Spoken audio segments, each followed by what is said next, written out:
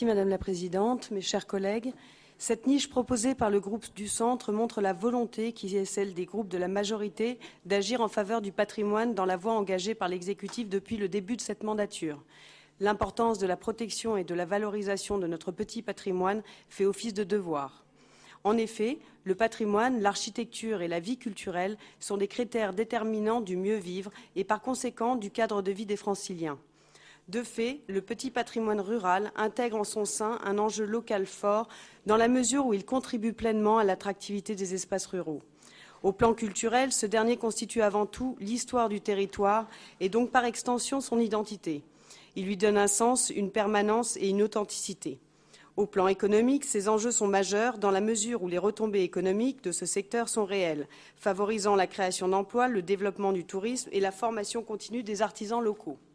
Cependant, cette volonté ne peut être rendue possible sans une connaissance approfondie et fiable de ce patrimoine animé d'une véritable volonté d'apprécier les monuments, savoir-faire et paysages qui constituent l'identité de nos territoires.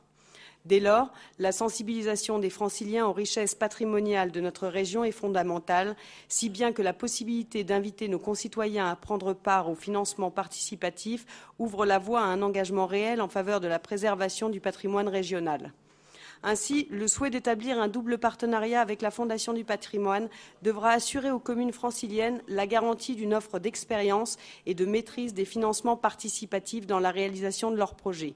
La mobilisation d'un mécénat provenant d'entreprises ou de particuliers sera alors plus qu'envisageable.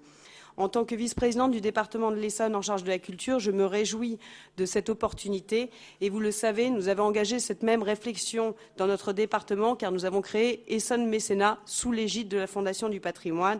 Et nous sommes le premier département de France à l'avoir fait. De plus, sur la proposition visant à désigner annuellement une ville francilienne dont les efforts réalisés en matière de rénovation et de valorisation du petit patrimoine auront été reconnus, permettra aux collectivités locales, en coopération avec la région Île-de-France, de participer aux actions de valorisation et de communication de leur patrimoine propre.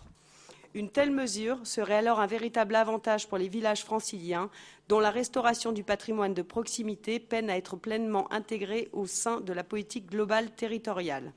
Cette proposition est plus que cruciale car elle doit assurer la maîtrise des savoir-faire y afférents tout en permettant aux jeunes générations de contribuer à l'intérêt architectural et historique de leur territoire. C'est d'ailleurs pour concrétiser cette ambition que le souhait de développer une nouvelle politique de développement des formations professionnelles au métier d'art prend tout son sens.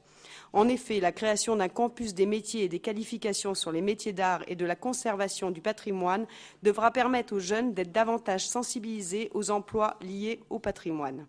Enfin, nous nous félicitons de voir une nouvelle fois les lycéens et les apprentis au cœur de ce rapport, avec la possibilité d'un accueil privilégié pour les publics scolaires. Cette sensibilisation à notre culture et à notre histoire commune est essentielle pour une jeunesse qui doit être au centre de la politique culturelle.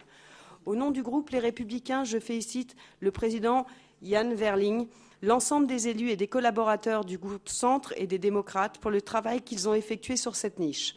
Au regard de la multiplicité des potentialités de ce rapport et des résultats que l'on peut être certain d'obtenir, le groupe LR est fier de voter en faveur de cette délibération. Merci.